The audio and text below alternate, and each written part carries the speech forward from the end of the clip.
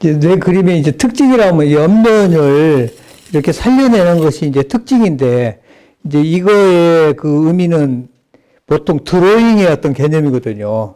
그러니까 이제 보통 드로잉을 하고 작업에 이제 그 과정이 있는데, 이런 것들이 작품이 완성된 작품에서는 전혀 그 과정을 느낄 수가 없는데, 그 과정을 어떻게 이렇게 보일까? 그런 것들을 화면에 어떻게 나타나게 하면 안 될까 해서 앞에다 이제 흑손 자국 같은 걸 남기다가 이제 옆면을 이런 식으로 과정을 보여주면 이게 효과적이다라는 생각이 들어서 시작을 했는데, 이게 아마 좀 더 설득력이 있는 것 같아요. 그래서 옆면을 이렇게 중첩시켜서 여러 겹을 올린 다음에 그림이 나중에 완성됐을 때 그 측면을 보는 재미도 그 과정을 느끼게 하기 때문에 아주 효과적인 것 같아요.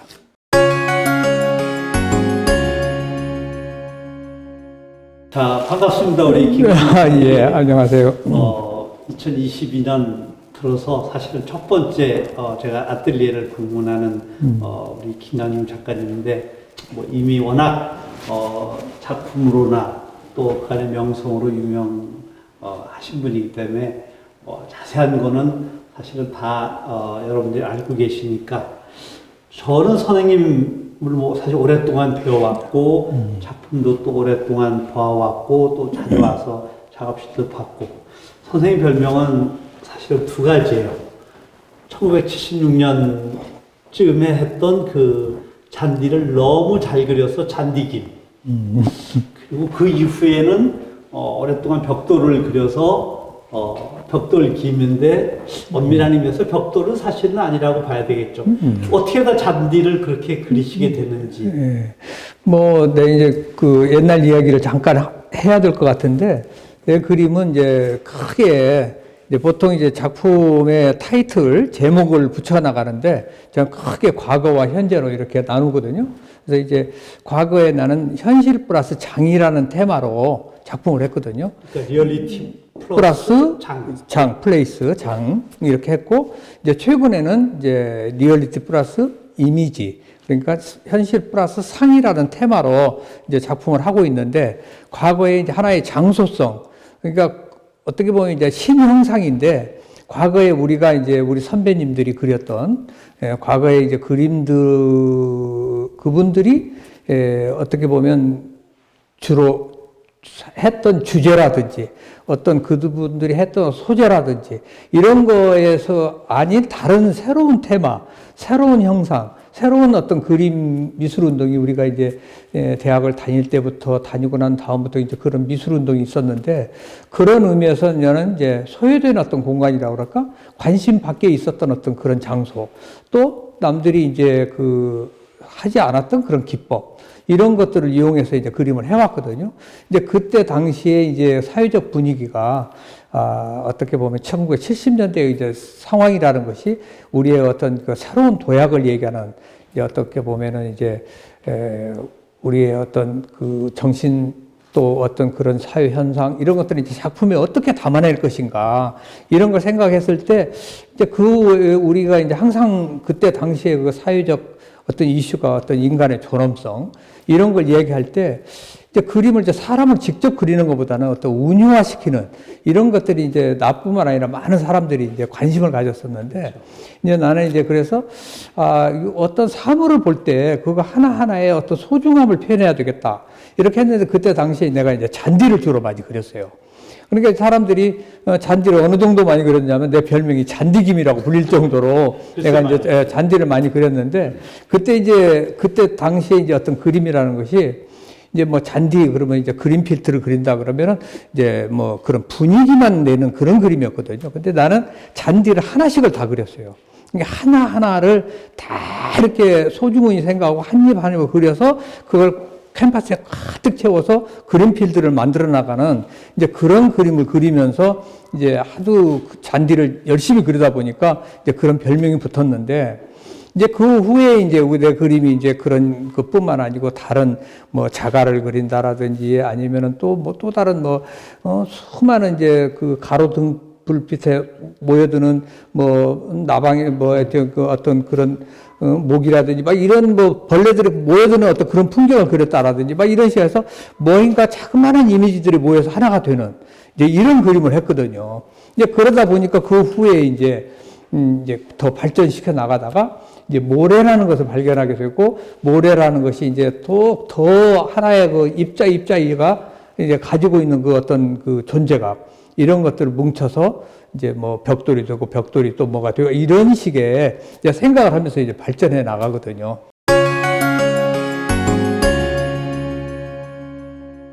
그런 어떤 새로운 어떤 이미지 이런 것을 찾다가 선생님은 벽돌 더미를 발견했다는 이야기를 한번 하시더라고요.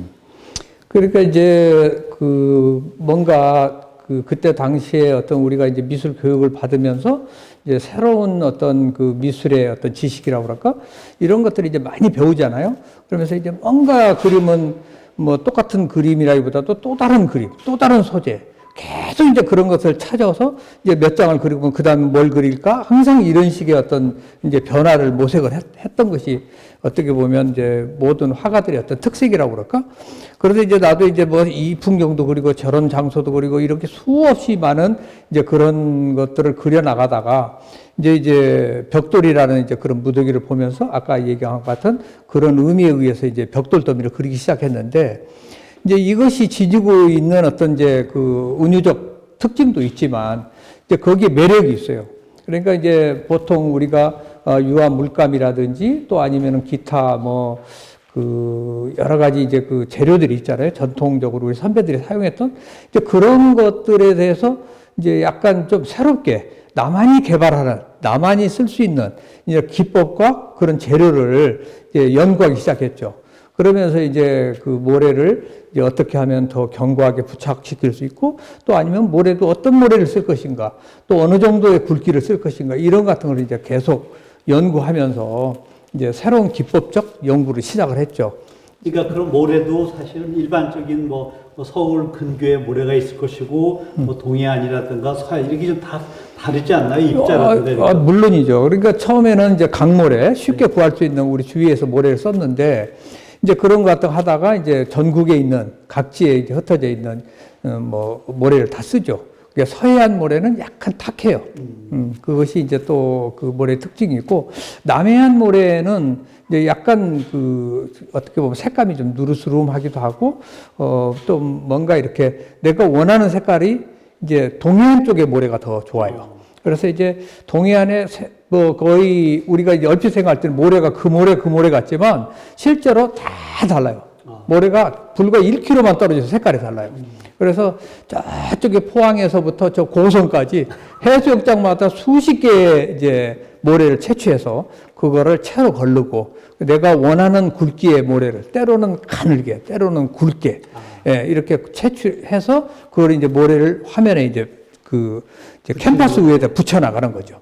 그래서 아주 거의 그 얼핏 생각할 때 무겁지 않나 어떤 분은 이렇게 생각하는 분도 있는데 그렇지 않고 모래알을 거의 세우다시피 아주 적게 펴서 수없이 아주 흙손질을 거듭해서 이제 그것이 이제 이제 곱게 발라지면은 이제 그 위에 내가 알맞는 어떤 터치를 하는 거거든요.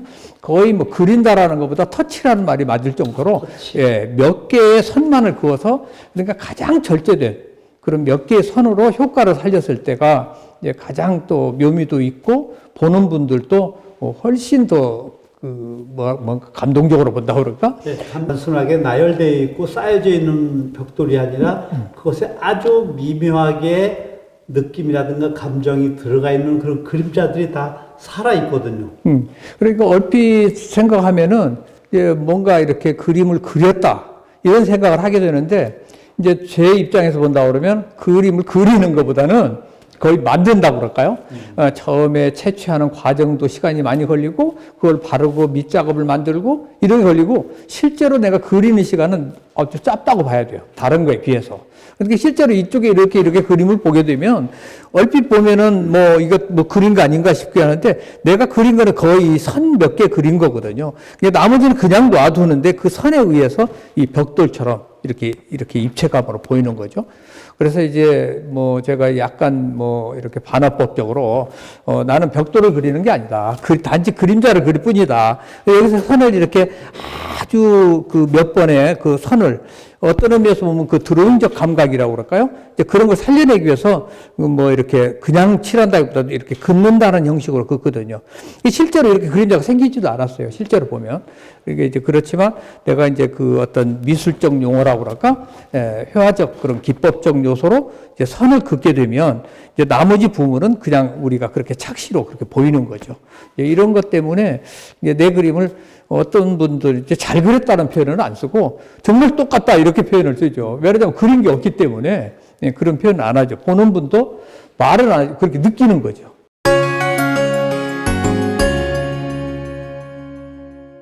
자, 초기 우리 김관용 선생님의 작품을 보면은 다분히 벽돌의 고유한 컬러라든가 그다음에 모노톤의 그다음에 정제된 이런 형태들을 가지고 작품이 완성이 됐는데 한 20여 년 전에를 기점에서는 아주 정말 아름다운 컬러가 들어오면서 김관용 선생님의 작품의 팬들이 애호가들이 훨씬 더 열광하는 걸 우리가 사실 느낄 수가 있거든요. 예. 그래서 이제 조금 이제 돌이켜 보면 제가 이제 한 거의 20년 동안을 그 모노톤이라고 그럴까? 그 모래 색깔이 이제 내가 느낄 때 그렇게 색깔이 다양해 보였지만 일반인들이 볼 때는 다 모래 색깔이거든요. 그래서 이제 그러한 그림을 한 20여 년 나름 변화를 주면서 20년 그렸는데 그 제가 이제 좀 더 그림을 정말 원 없이 그린다고 그럴까? 그러기 위해서 좀 더 한 단계 더 발전을 시키고 싶어서 제가 이제 스튜디오를 미국으로 옮겨서 미국의 덤보라는 곳에서 제가 이제 그 그림을 이제 새롭게 좀 뭔가 그려보고 싶어서 그렇게 마련해 갖고 제가 미국 생활을 시작했는데요. 이제 그때 거기에 가면은 이제 그 느끼는 그 어떤 작가의 부담감. 내가 미국까지 와서 새롭게 뭘 그린다고 해서 똑같이 그릴 수는 없잖아요. 그렇죠. 그래서 몇 번의 전시한 이후에 뭔가 변화를 좀 갖고 싶어서 어떻게 하면 좋나 하는데 이제 내가 다른 곳에서 얘기한 적이 있는데 이제 미국에 가면은 그 수많은 빌딩들이 다 벽돌 빌딩들이 많아요. 많은데 색깔이 다 다른 거야. 거기에 사과라고, 그래, 벽돌에 색채를 한번 넣어보자. 그러면 또 다른 느낌을 주겠구나 싶어가지고, 이제 벽돌에 이제 색채를 넣기 시작했죠. 그래서 이제 벽돌에 이제 모래의 색감을 가미하면서 했는데, 나중에 이제, 색깔이 모래가 있다라는 것을 발견하게 되고, 그래서 색깔 모래를 쓰기 시작했어요. 그런데 그러한 어떤 것들이 좀 설득력이 있었던지, 많은 사람들이 좋다고 얘기도 해주시고 그런 바람에 이제 칼라로 변해서 또 오늘날까지 이렇게 칼라에 또 어떤 그 조형을 하고 있는 거죠. 그런 뉴욕에서의 그런 풍경이 약간 이런 것들을 그렇다고 예. 저런 것도 이제 그런 데서 나왔던 이런 착안을 해서 이런 이제 작품을 제가 이제 미국에서 이런 입체 기둥을 발표했을 때 어떻게 보면은 이게 이제 어디까지나 이거는 조각이라고 볼 수 없는 회화거든요. 그렇죠. 그렇지만 공간을 점유했다는 점에서 이제 새롭게 평가를 받고, 회화가, 2차원 회화가 공간을 점유했다. 예, 이런 점들이 이제 평론하시는 분들은 아주 관심 있게 봐주고, 그렇죠. 그래서. 그러니까, 그 2차원의 평면에서 3차원의 입체적인 조각 작품처럼 형상화해냈고 그런 것들이 아마 최근의 작품들에서 아주 훨씬 더 돋보이고 그런 것이 실제 아마 그런 입체적인 효과들을 거의 눈속임에 가깝게 완벽하게 속여내는 그것이 나는 우리 김관용 작가님의 또 다른 매력이 아닌가 싶어요.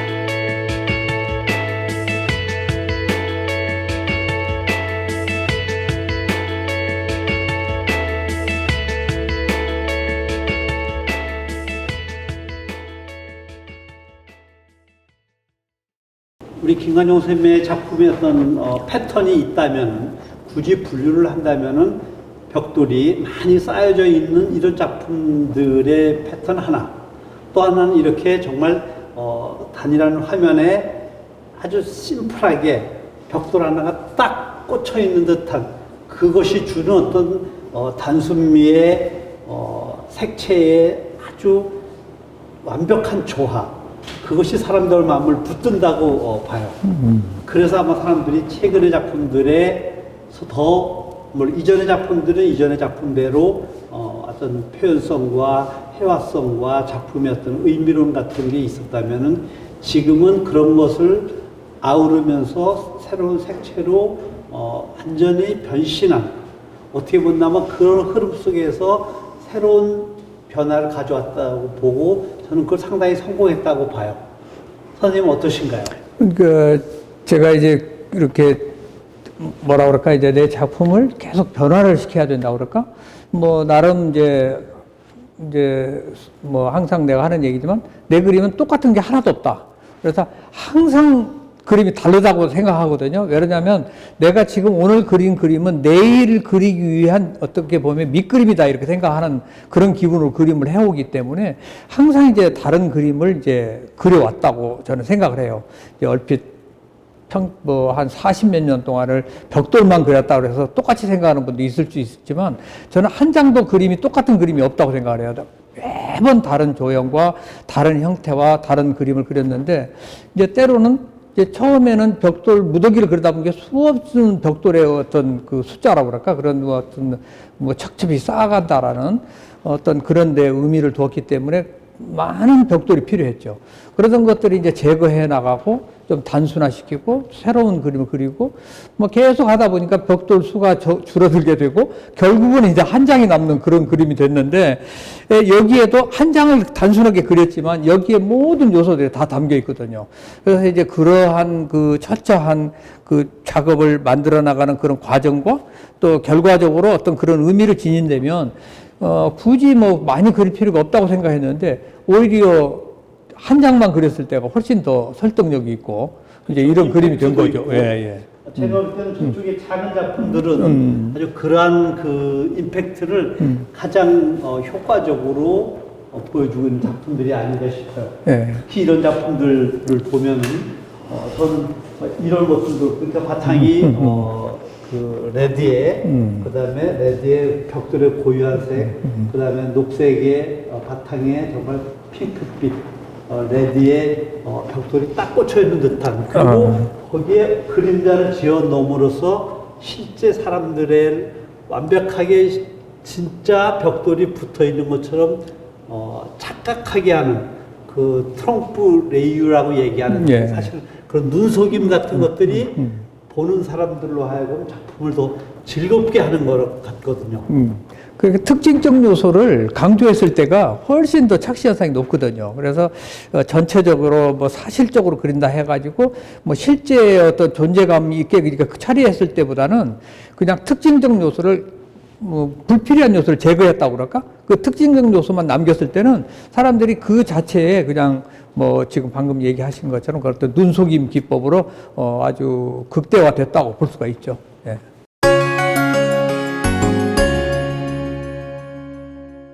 이렇게 선생님 작품에서는 사실은 벽돌의 양, 벽돌의 볼륨 이런 것의 다양함을 추구하면서도 이런 작품들을 보면 또 기존의 벽돌의 사이즈보다 훨씬 더 큰 그런 것들이 한 화면 속에서 교차하고 존재하고 있는 그런 어떤 존재론적인 의미까지도 아우르고 있는 어떤 새로움을 갖다가 주고 있거든요.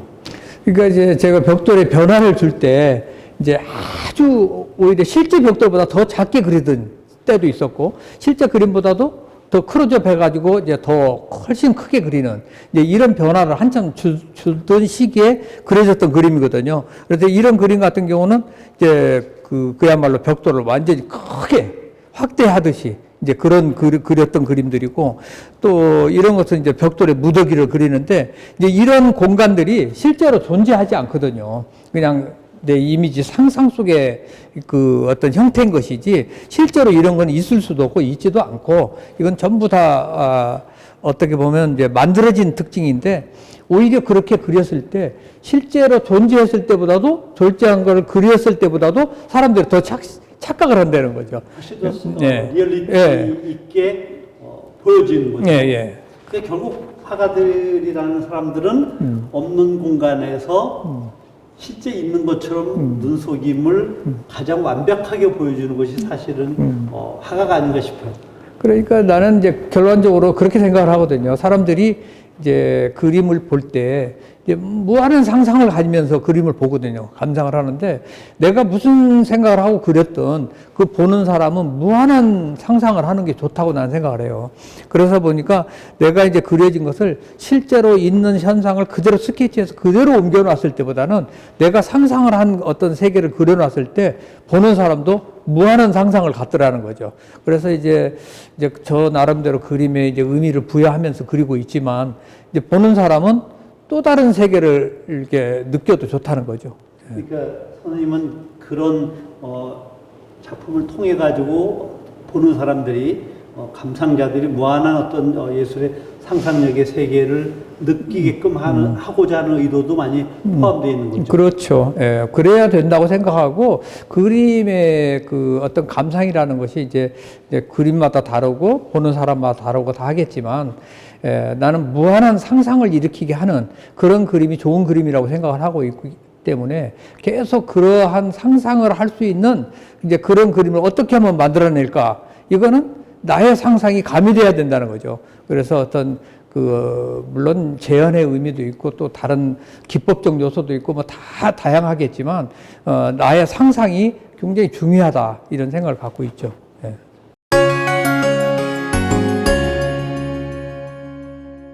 선생님은 뭐 거의 평생을 어쨌든 이제 뭐 70대지만 지나고 보니까 예술이라는 것이 어떤 거라고 생각이 혹시 드시던가요? 예, 저는 이제 뭐 물론 이제 젊은 시절에는 이제 많은 좋은 분들의 가르침도 받고 또 중간 과정에서는 또 많은 경험과 많은 서적을 통해서 이제 지식을 쌓고 이렇게 하면서 이제 저도 이제 이제 제자들한테 또 교육할 기회도 있었고 그래서 그때마다 저는 이제 하는 질문을 던져요. 혹시 좋은 그림을 본 적이 있느냐? 그러면 이제 다들 좋은 그림을 본 적이 있으면 나는 뭐 어떤 그림이 좋습니다. 막 이렇게 얘기를 해요. 그런데 실제로 내가 가만히 생각해 보면 좋은 그림이라는 것은 믿음이라고 생각을 해요. 예. 우리가 이제 농담으로 그런 얘기를 하죠. 뭐 그림을 가리킨다. 그림은 이렇게 그려야 되는 거야. 라고 하면은 자기가 그렇게 그리면 되지. 그걸 갖다가 뭐 가리킨다라는 건 뭐 어떻게 보면은 농담으로 얘기하면 비밀 누설이지. 자기가 그리면 될 거 아니에요. 그렇지만 우리가 이제 결과적으로 생각해 보면 그림을 배우는 게 아니고 사실은 이제 많은 것을 느끼는 거거든요. 그러니까 그게 뭐냐면은 이렇게 그리면 안 된다는 건 대부분 화가들이 알아요. 자기가 뭘 잘못하고 있다는 걸 알아. 그렇지만 어떻게 그리면 좋은 그림이 된다는 것을 모른다는 거죠. 그러니까 어떻게 보면 믿음이에요. 좋은 그림은 있을 거야. 그러니까 매일 그리는 것은 좋은 그림을 그리기 위한 반복이거든요. 그러니까 그렇지만 항상 더 좋은 그림이 있을 거라는 생각인 것이지 우리 종교인들이 뭐 예를 들어서 하나님이 있다고 믿는 거와 같은 거죠. 그러니까 좋은 그림은 있다고 생각하지만 그건 뭔지 모르는 거죠. 그러니까 우리는 그걸 찾아가는 그런 길이다. 그러니까 오늘보다는 내일보다는 모레 더 좋은 그림을 그리기 위한 노력을 해야 된다라는 거를 저도 항상 다짐하고 있고 가끔 제자들한테 얘기할 때는 그런 얘기를 많이 하죠. 정말 좋은 젊은 예술가들에게 정말 작가가 되려고 꿈을 꾸는 사람들에게는 정말 주옥 같은 명언이라고 생각이 드네요. 정말 좋은 그림을 그릴 수 있겠다. 그 좋은 그림이라는 것이 무엇인가라는 것을 끊임없이 생각하고 성찰하고 화폭 앞에 앉아서 많은 시간을 보내야지 사실 이루어지는 것이죠. 그러니까 이제 모든 내 그림에 이제 지금 방금 내가 얘기한 것들이 내 그림의 주제일 수 있거든요. 그래서 모든 거를 나는 내 그림에 오늘 그린 그림은 내일 그림을 그리기 위한, 내일 더 낫게 그리기 위한 오늘의 어떤 에스키스, 오늘의 그 어떤 그 훈련이라고 그럴까? 오늘의 어떤 밑그림이라고 그럴까? 이런 것이거든요. 그러니까 내일 더 좋은 기법과 내일 더 좋은 컬러와 내일 더 좋은 조형과 구성을 하기 위해서 오늘 이거 만들어내는 거거든요. 어떤 의미에서는 오늘 터득한 것이 내일 더 좋은 그림을 만들어내는 것이다라고 항상 믿기 때문에 계속 그냥 오늘 그리면서 마음에 안 들었던 부분들을 내일 고치려고 애를 쓰죠. 그것이 되든 안 되든. 이제 이러한 과정들이 이제 내 그림의 주제인데 그래서 그 과정이 어떻게 하면 그림에 나타날까 이런 것들이 이제 계속 고심하고 있고 또 때로는 그러한 것들을 내가 이제 후배들이나 제자들한테 이야기도 하고 이런 과정을 거쳐가면서 이제 작업을 하는 거죠.